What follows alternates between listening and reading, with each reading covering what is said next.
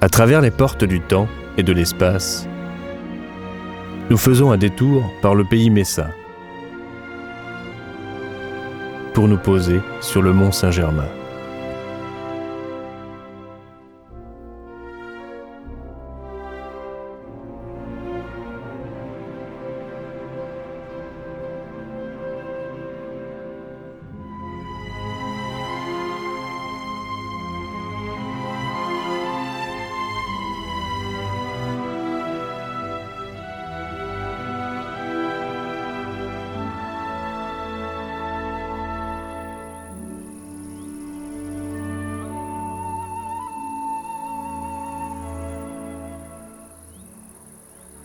Les ruines d'un prieuré médiéval se dressent sur l'éperon rocheux qui surplombe la vallée de la Moselle à 313 mètres au-dessus de la commune de Châtel-Saint-Germain.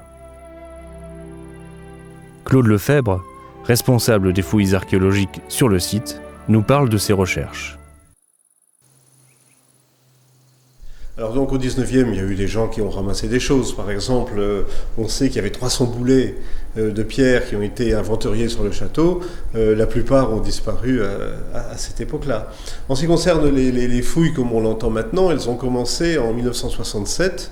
Elles ont été animées par un monsieur qui s'appelait d'Argentlieu, que j'ai pas connu, et c'était des gens qui voulaient mettre en valeur le patrimoine local, donc ils ont dégagé le prieuré de sa gangue de terre, puisque le prieuré a été détruit au XVIIIe siècle et il était enseveli sous ses propres éboulis, quoi. Ce qui restait était enseveli sous les éboulis.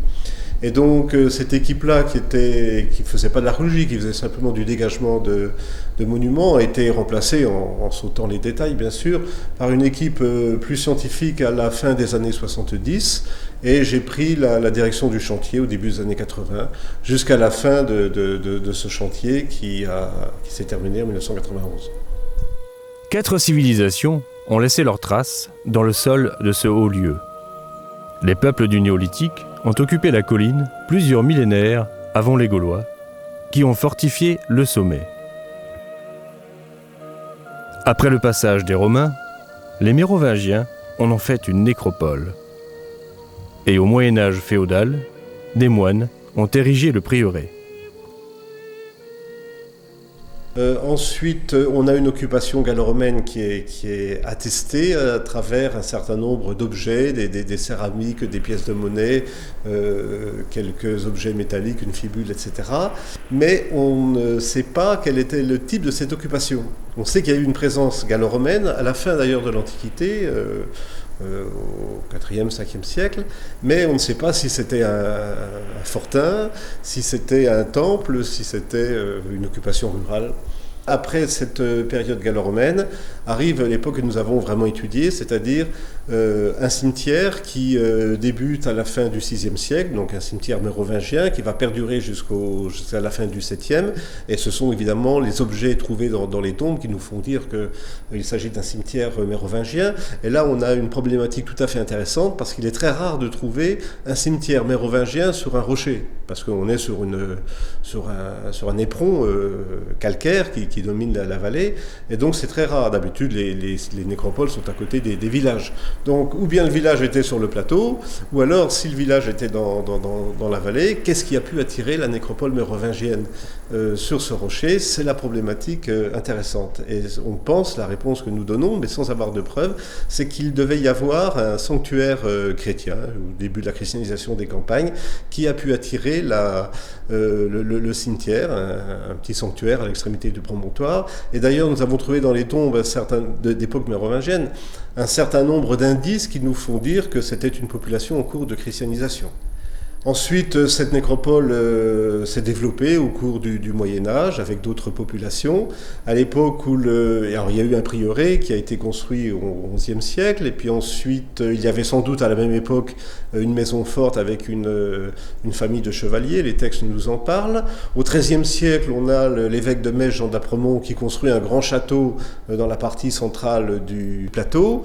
Et donc les moines de l'abbaye de Saint-Vincent qui ont construit le prieuré, la famille de chevaliers, plus tard les militaires de Jean d'Apremont, tout ça forme une occupation sur le plateau, et ces gens-là évidemment vivaient et mouraient.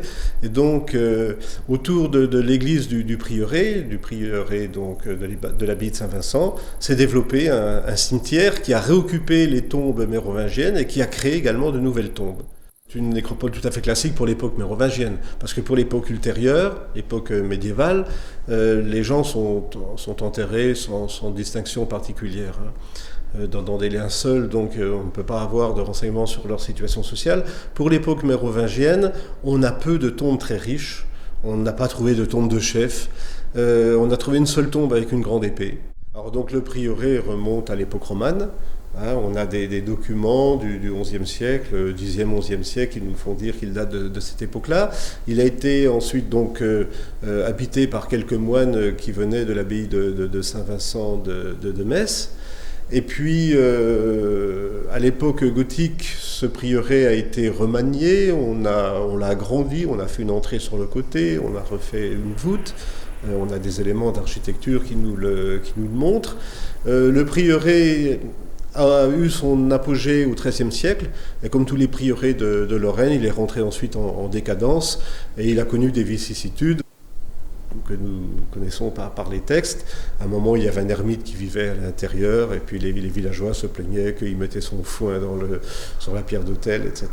Donc le prieuré a connu une décadence, mais il servait d'église paroissiale pour les habitants de Châtel-Saint-Germain comme pour les habitants d'Amontvillers, et jusqu'au XVIIIe siècle, bien qu'il y ait évidemment des églises dans chacun de ces deux villages, l'église paroissiale, c'était l'église du prieuré. Les habitants étaient obligés, s'ils respectaient les prescriptions de l'église, de venir aux principales fêtes religieuses, Noël, Pâques, etc., à la messe sur le site. Alors évidemment, il fallait escalader l'extrémité du promontoire, c'était pas facile pour toute la population, et il y a eu des plaintes auprès de l'évêque, et l'évêque, vu le mauvais état du prieuré, l'église du prieuré, a décidé donc à un moment du XVIIIe siècle de le détruire.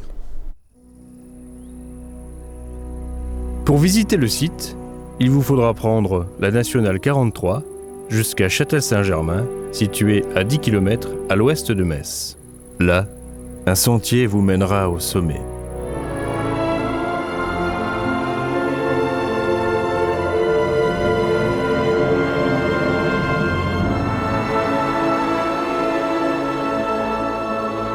Le jour décline sur les ruines du prieuré millénaire. L'esprit des hauts lieux s'envole, emportant les souvenirs du passé.